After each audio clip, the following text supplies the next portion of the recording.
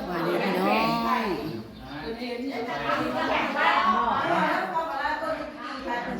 สีฐานพี่น้องเอ้ยอย่างพี่น้องกำลังมาผูกแขนลุง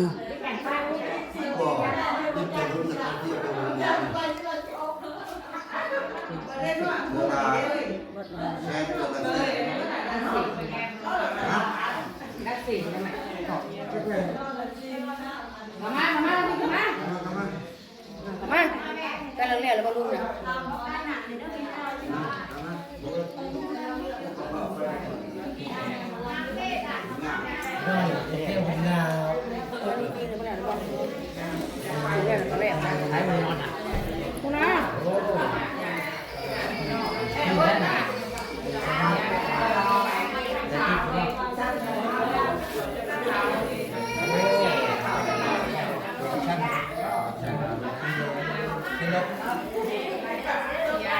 จับไปก่อน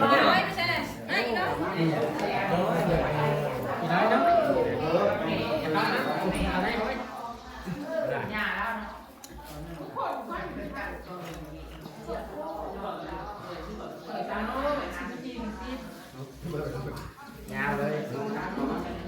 เปิดคลิปเดียวเลยชั่วโมงนึง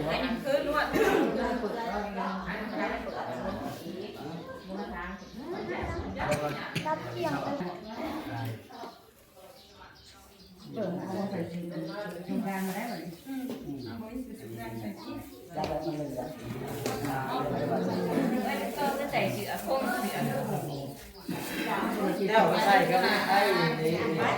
พูดไว้ไปทางผูกวัดพูดไปทางผูกดังไปที่เรียกว่าปนม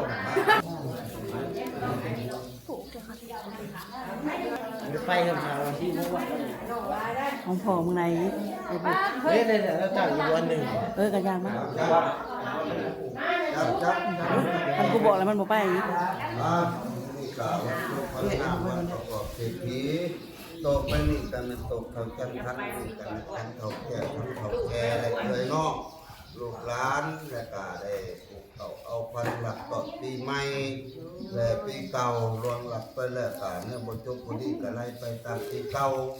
และกันจะหลักต่อปีใหม่และกันนี่พาเขาพาป้าบริความงานอยู่ได้บอกให้ง่ายตาอยู่เป้าแล้วพ่อแม่นี่แหละทั้งเฒ่าทั้งแก่ได้มาปลูกเก่าเอาพันน่ะอยู่ดีมีแห้ง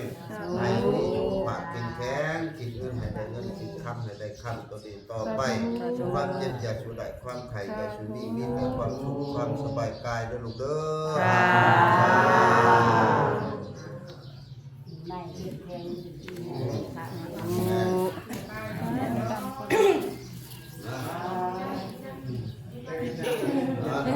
เอาไปคุณด้วยก็เคยขอทางเจ๊มือนะคะมาเปล่า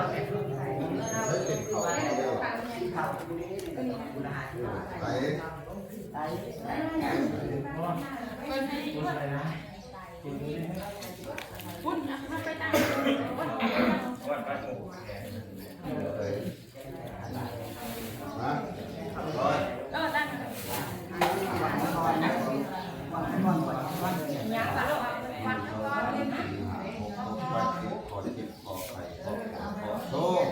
แล้วตกไปนับปีเก่ารับต่อปีใหม่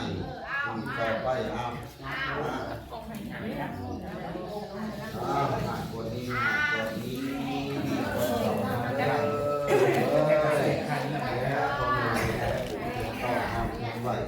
ฝนตกเลยไปหนาผ่าหอกมันจะลงไปไกล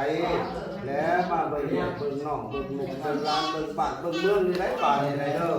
เฮากับเป็นลำไส้แหละก็เป็นคอไรป่าจะไม่ใช่มีแห้งต่อไปเรื่อยๆตกผัดเป็นแกงมันไม่ได้ง่ายเห็นแต่ผมไม่ใหญ่สีผ้าประครึ่งตัวก่อนตัวเลยโอ้นอนดิมีเงินได้บ้างแต่บ้านเดียวเลยเอาจ้าแม่เจ้าขอจับขอเจ็บขอไข่ขอปวดขอโซ่ตกตำไทยไรตำหนักเรื่องมากเป็นลูก ครับ กดนี้หายกดนี้ดีกดเข่าเต่ามาเด้อนอนด้วยแล้วพ่อแม่นี่แหละได้ปลูกเพิ่นต้อมหอมเพิ่นไหวได้บาดนี้เด้อเพิ่นตุ้มนอกตุ้มนุ่งได้บาดนี่หลายโตกะเป็นแม่เฮือนกำชาติได้บ่เลยให้อยู่ดีมีแม่ก็ดีต่อไปรับต่อปีใหม่และแน่บ่จบบ่ดีก็ให้ไล่ไปตะปีเก่าและกินข้าวก็ให้วัดแก้ก็ให้แข็งพี่ดีงามทุกเงินให้ได้เงินให้คับให้ได้คำเด้อเด้อมันนี่มัน ดู นี่ใช้ปืนมากขอบคุณก็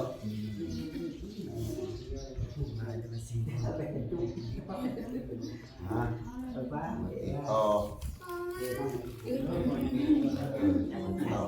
ได้นะมันตัวว่าของกำมอน เห็นแต่ผมอีเมย์ ผึ่งมึง นี่ กวาดก่อนกวาดก่อน กว่าก็ตกไปเสียคนขอโซ่แล้วตรงตำไทยไรตำหนัก นอกจากไปเด็ก จ้ามึง เขามือกันอยู่เว้ยแล้วความแม่นี่แหละผูกแขนต้อมหอมแขนไว้แล้วเกี่ยวมันนี่ก็ให้เจ้าค่ายให้มาได้ต่อมากินเขาน้ำเอื่อยน้ำนอกน้ำปะน้ำลูกน้ำเขาน้ำแก่และตัวนี้ต่อไปผูกแขนต้อมหอมแขนไว้แล้วความเจ็บความโชคให้ไล่ไปจากปีเก่าเลยด้วยไล่รับต้อนปีใหม่อันที่ทำงานในมันเกิดแก่ผูกกับตัวนี้ต่อไปมีความสุขความเจริญมีโลกข้างกลางน้ำไอ้ไอ้ติ่งมาแล้วแม่โอ้ย ไอ้พ่อใหญ่ผู้แท้ให้ อย่ากวดตันนะมาทิ้งนะเด็กเลยมาติ่งมา ไอ้พ่อผู้แท้หนูก็ได้พอเนี่ยแค่พ่อใหญ่ผู้แท้หนูอ่ะ มา ได้หนักใช่ปะ นี่นะเป็นวันให้กวดเข่าดุเด้อให้เจ้าเข่าเจ้ายืนตัวนี้ต่อไปแล้วให้เจ้าอยู่ดีมีแห้งเมื่อวันเก็บเจ้าอย่าชูดันความไข่เจ้าอย่าชูนี้คิดเงินให้ได้เงินคิดคำให้ได้คำลูกเด้อตัวนี้ต่อไปแหละพ่อแม่นี่แหละผูกแขนต้อมหอมแขนไหวและบาทนี่ให้มีสุขภาพแข็งแรงให้ความเจ็บอย่าชูได้ความไข่อย่าชูนี้ไหลไปตามปีเก่ารับต้อนปีใหม่ให้เป็นคนใหม่เด้อให้อยู่ดีมีแห้ง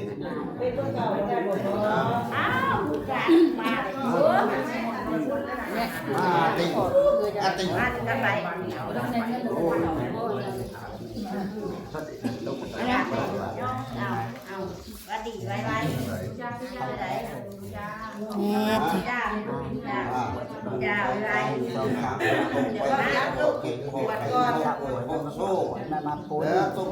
มาหนูบันหนูนะบอกว่า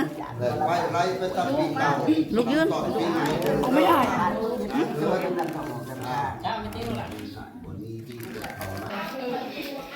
เบิ้ง ที่บังเอิญผูกให้ลุงเท่าไหร่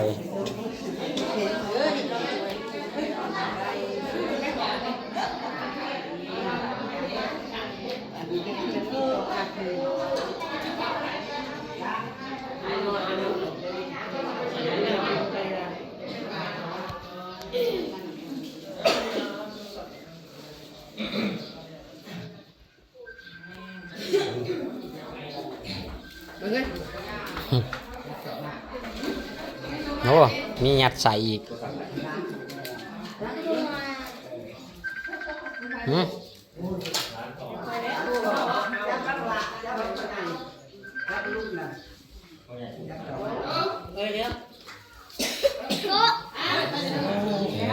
เชอะ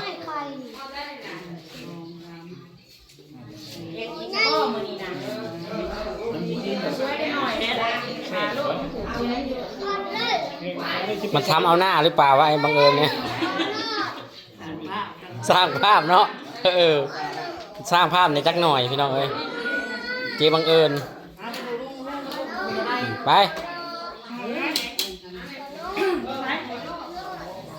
สร้างภาพในจักหน่อย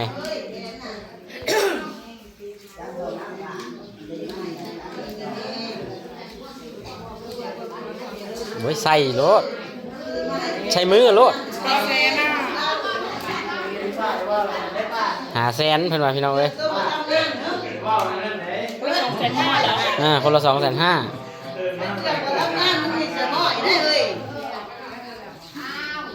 นี่มันนี่จัดหนักจัดเต็มเพิ่นว่า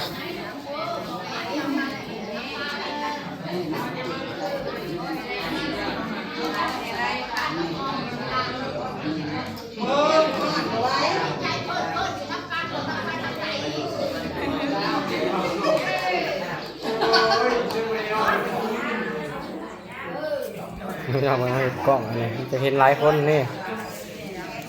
แต่ว่าซ่องของเฮาเนี่ยเฮ็ดบ่ได้พี่น้องเอ้ยกล้องมันรุ่นเก่า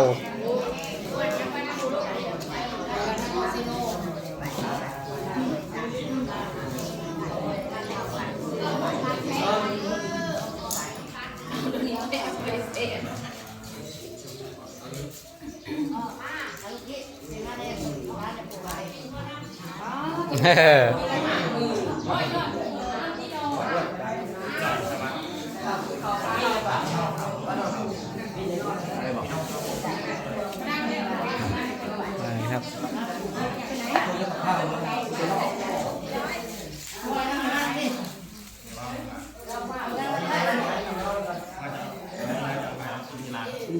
เราลัวเด้อพี่น้องเด้อเบิ่งกันยาวๆเบิ่งกันยาวๆเด้อพี่น้องเด้อเอ้าแม่มันนี่ไปทางใดล่ะบัดนี้กล้องเฮามันใกล้พี่น้องเอ้ยแบบจะคือกล้องซูมนี่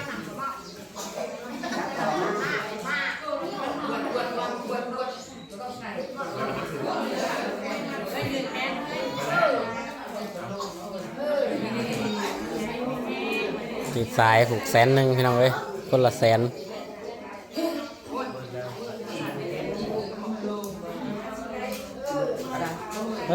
ไหว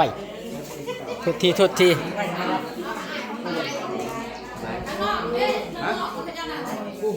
๋ยวจอทางนอกก่อนครับ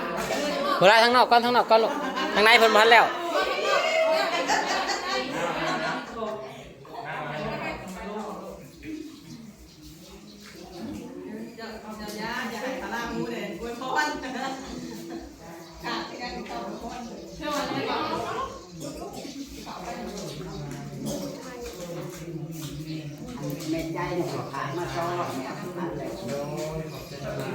เด้อเอ้ยพี่น้องเอ้ยเพื่อน